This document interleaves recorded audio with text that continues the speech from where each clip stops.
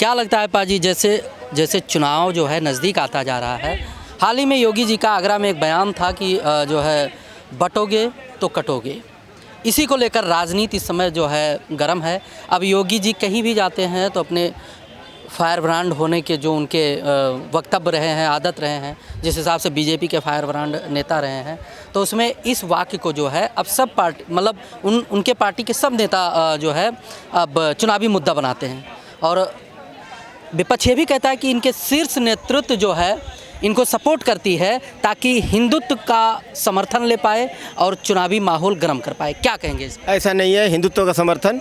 Bharatiya Janata party सबका साथ सबका विकास की बात करती है। टोटी भैया जैसे नहीं कि एक ही जाति के भरोसे बैठे हुए, यादवों के भरोसे बैठे हुए, जातिवाद जातिवाद, मेरा जाति वाले मुझे वोट दो, मुझे उधर चारा चोर जो है वो बोलते हैं मेरे को वोट दो, मेरे को वोट दो। अरे भैया टोटी भैया, डिम्पल भौजी जो बोलते हैं ना कि मेरा जाति वाले मेरे को वोट दो, तो आज हमारे गाँव में बोलते हैं कि जो ग्वाला जाति से हैं उनको जो समझा दे वो मर्द, जो समझा दे वो मर्द।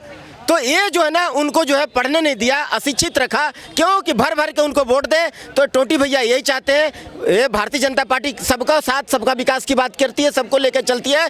योगी बाबा यही बोले हैं कि देखो हम बचपन में पढ़े थे टिस्नी में कि एक लकड़ी को जो है ना, एक डंटा को कोई भी तोड़ देगा और डंटा को अगर बंडल बना दोगे ना तो कोई नहीं तोड़ पाएगा। तो मजबूत बनकर रहो, सब जात में मिल बांट करके रहो, मिलजुल करके रहो, कोई नहीं मारने सकेगा। आज जो टोटी भैया का जो नेता है अयोध्या धाम में एक हिंदू बेटी नाबालिग का बलात्कार करने का काम किया, ये काम तो नहीं होता ना अगर हिंदू एकजुट रहते तो ये चीज को समझाने का प्रयत्न किए योगी बाबा कि भैया जाट बनिया गुज्जर तेली धोबी पासी चमार भूमियार इसमें मत बटिए।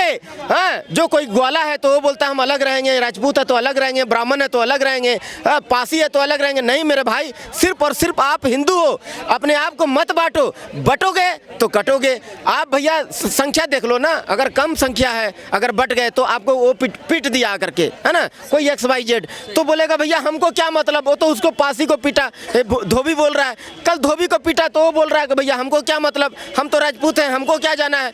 तो नहीं मेरे भाई, सब हिंदू हो, हिंदुस्तानी हो, सब मिलजुल करके रहो। यही चीज योगी बाबा समझाए हैं कि बटोगे तो कटोगे। आज बात वहाँ नहीं, बात तो यहाँ है कि कई 3-4 राज्यों में चुनाव है और उत्तर प्रदेश में उपचुनाव है, कह रहे माहौल गर्म करें, चुनावी माहौल गर्म किया जा रहा है। नहीं, गलत बात पत्रकार साहब, बिल्कुल आप गलत आक्षेप लगा रहे हैं।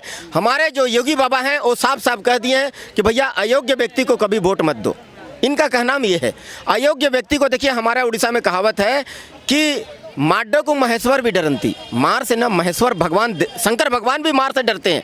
जब तो तपस्या किए, तपस्या करने के बाद क्या हुआ ना कि इनको प्रसन्न कर लिए, है ना, किसको, ये जो भस्मासुर को प्रसन्न कर लिए। भस्मासुर को जब प्रसन्न कर लिए तब जो इनको पसंद, मतलब शंकर जी को जो है तपस्या करके पसंद भस्मासुर तपस्या किया। तपस्या करने के बाद में जो है ना, तो योगी पत्रकार साहब, मेरा कहने का मतलब है योगी बाबा जो है ना, बाबा जी जो कभी भी गलत काम नहीं करते, देश के प्रति सच्चे और ईमानदार हैं, ये इनका कहना है। कि देखिए हमारा उड़ीसा में एक कहावत है कि माड्डा को महेश्वर भी डरंती, मार से जो है ना भगवान शंकर भगवान भी डरते हैं। तो ये इनको जो है जितना जो है ना ठगबंधन गठबंधन वाले, इनको जो है ना एक वोट से मारिए। वोट की ताकत बहुत परमाणु की शक्ति के बराबर ताकत होती है, वोट से मारिए। और कभी भी बाबा जैसे बोल रहे हैं, कभी भी अयोग्य व्यक्ति को जो है ना पावर मत दीजिए। देखिए भस्मासुर जो है ना तपस्या किया, कई एक हजार वर्ष तक तपस्या, पहले हजारों वर्ष तक लोग जीते थे ना, तो भस्मासुर नाम का एक राक्षस जो है कई एक हजार तपस्या किया। तपस्या करने के बाद जो है ना वो क्या किया कि शंकर भगवान देवादिदेव महादेव को प्रसन्न कर लिया। तो महादेव को प्रसन्न करने के बाद बोला कि भैया, शंकर भगवान बोले बोलो तात मैं तुमसे प्रसन्न हूँ, क्या चाहिए। तो शंकर भगवान बोले कि क्या चाहिए। तो ये भस्मासुर बोला कि मैं ऐसा वरदान दीजिए प्रभु कि मैं जिसके ऊपर हाथ रख दूँ ना वो जल करके भस्म हो जाए, खत्म हो जाए। तो शंकर भगवान विचार नहीं किए, वो बोले चलो चलो भाई इसको दे देते, तथास्तु बोल दिए। अब जब उसको वरदान दे दिए तो शंकर भगवान को ही मारने के लिए दौड़ाना शुरू कर दिया। उन्हीं को मारने के लिए, आग लगाने के लिए उनको बोलता हाथ आप ही के ऊपर में रखेंगे और कहाँ जाएंगे। तो उनको दौड़ाने लगा तो शंकर भगवान अपना जान बचाने के लिए भागे। तो यही कहावत है उड़ीसा में कि माड्डा को महेश्वर भी डरंती। तो कभी भी अयोग्य व्यक्ति को जो है वोट दे करके मत जिताइए, कभी भी पावर में मत लाइए। अयोग्य व्यक्ति अगर आपका पावर से अगर जीत जाता है और कुर्सी पर बैठ जाता है तो सिर्फ और सिर्फ आप ही को मारेगा, आप ही को नुकसान पहुँचाएगा, आप ही को जलाएगा। ये बात है। अयोग्य कौन है उत्तर प्रदेश में? अरे पूर्व मुख्यमंत्री हैं अखिलेश यादव जी। अखिलेश यादव जी के पिताजी 2-3 बार मुख्यमंत्री थे और जो है बढ़िया इन लोगों का जो है राजनीतिक घराना रहा है। एक लंबा अनुभव है, पूरा खानदान जो है सांसद हैं, विधायक हैं, अयोग्य हैं समाजवादी पार्टी वाले? नहीं, बहुत सुंदर बात बोले हैं आप। ये हमारे मुलायम सिंह यादव, बड़े मियाँ मुलायम सिंह यादव जी जो हैं, वो बहुत अच्छा अनुभव रहा है और बहुत सुंदर राम भक्तों पर, बहुत खूबसूरत राम भक्तों पर गोली चलवाने का काम किए। सरजू नदी का धारा जो है, जल जो है, राम भक्तों को खून से लाल करने का अनुभव बहुत अच्छा रहा है उनका। और फिर अगर हम उनको वोट दे करके जिता देंगे, आ बैल मुझे मार, मेरा ही पैर में कुल्हाड़ी मार देंगे, अयोध्या धाम में फिर राम भक्तों पर गोली चलवा देंगे, श्री राम प्रभु का मंदिर पर ताला लगवा देंगे। विपक्ष तो ये कह रहा है कि इनके पास कोई मुद्दा है ही नहीं है। अरे महंगाई, बेरोजगारी चरम सीमा पर है, युवाओं को धर्म से जोड़कर उलझा रहे हैं। अयोध्या में मंदिर, फिर मस्जिद, मथुरा में, यही करके जो है ये लोग इलेक्शन जीतना चाहते हैं। बटोगे कटोगे जैसा नारा देकर काम धंधा और रोजगार पे बातें नहीं करते। ऐसा नहीं है। देखिए, रोजगार तो सबको है, अपना पैतृक विरासत में जिसको जिसको रोजगार मिला था वो रोजगार जो है नहीं करना चाहते हमारा युवा पीढ़ी।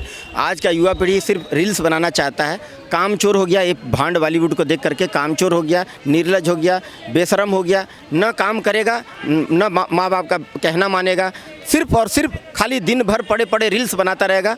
हाँ, पबजी खेलता रहेगा, गेम खेलता रहेगा। माँ बोलेगी जा बेटा सिलेंडर भरा करके लिया, गैस भरा करके लिया, वो बोलेगा नहीं मेरे पास समय नहीं है। तो वो जो है ना, बाबा जी बेरोजगारी का बात, बाबा जी जो बोलते हैं कि भैया काम धाम करो। हमारा जो विरासत में जो मिला था, बाप दादा का विरासत था ना, तो भैया किसी का क्या था, मोटर का काम था, मोटर वाइंडिंग का काम था, किसी का राजमिस्त्री का काम था, किसी का हलवाई का काम था, किसी का जो है धोबी का काम था, किसी का पासी का काम था, किसी का चमार का काम था। वो सब अपना पैतृक विरासत वाले काम करना नहीं चाहते। सबको चाहिए कलम, ऑफिस में बैठ करके कलम चलाना चाहते हैं, सरकारी नौकरी। अच्छी बात है, अगर ऐसा होता तो बहुत अच्छी बात है भाई, कलम चलाना। मेरे भाई, सबको नौकरी, सरकारी नौकरी मिले पॉसिबल नहीं है। हमारा देश में 150 करोड़ जनसंख्या है, सबको अगर नौकरी मिल जाए, सरकारी नौकरी, ऐसा पॉसिबल नहीं है। अपना पैतृक विरासत का काम जो है ना, आप उसको करिए, उसको संभालिए, हाँ उसको करिए, ढंग से करिए। तो आप उसको करना नहीं चाहते।